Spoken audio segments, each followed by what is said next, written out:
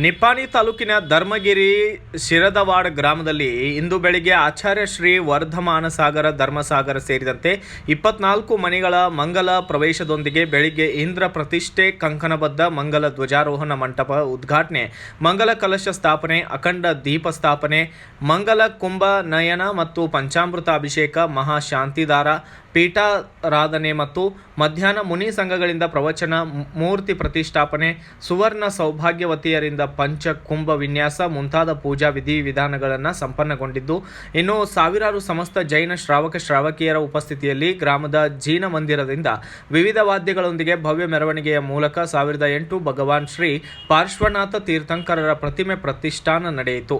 ಬೆಳಿಗ್ಗೆ ಜೀನ ಮಂದಿರದಿಂದ ಸಭಾಮಂಟಪಕ್ಕೆ ಮೆರವಣಿಗೆ ಆಗಮಿಸುತ್ತಿದ್ದಂತೆ ಧರ್ಮಾನುರಾಗಿ ಮಂಗಲ ಮಹಾವೀರ ಪಾಟೀಲ್ ದಂಪತಿಗಳಿಂದ ವಿಧಿಪೂರ್ವಕ ಧರ್ಮ ಧ್ವಜಾರೋಹಣ ನಡೆದು, ತದನಂತರ ಮುನಿಗಳ ದಿವ್ಯ ಸಾನ್ನಿಧ್ಯದಲ್ಲಿ ಧರ್ಮಾನುರಾಗಿ ದೀಪಾಲಿ ಸಚಿನ್ ಮಗದೂಮ್ ದಂಪತಿಗಳಿಂದ ಮುಖ್ಯ ಸಭಾ ಮಂಟಪದ ಉದ್ಘಾಟನೆಯಾಗಿದ್ದು, ನಂತರ ರೋಹಿಣಿ ಸುನೀಲ್ ಅಕಿವಾಟೆ ದಂಪತಿಗಳಿಂದ ಮಂಗಲ ಕಲಶ ಸ್ಥಾಪನೆ ಕಾರ್ಯಕ್ರಮಗಳು ಜರುಗಿವೆ.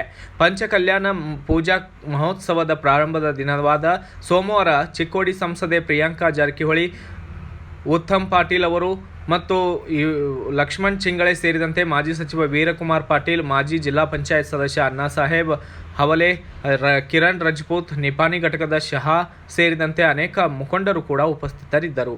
Bureau report, Mahaveer Chinchane, BV5 news Kannada, Nipani. Thanks for watching. Read, discuss and debate with editor Dr. Yan Prashant Rao. Wanted reporters in print, digital and visual media for Bharat Vaibhav Daily Newspaper, BV News 5 Channel and BV Fast Web News from all the talukas of Karnataka, Goa and Maharashtra. If interested, send your resume to 9019229369.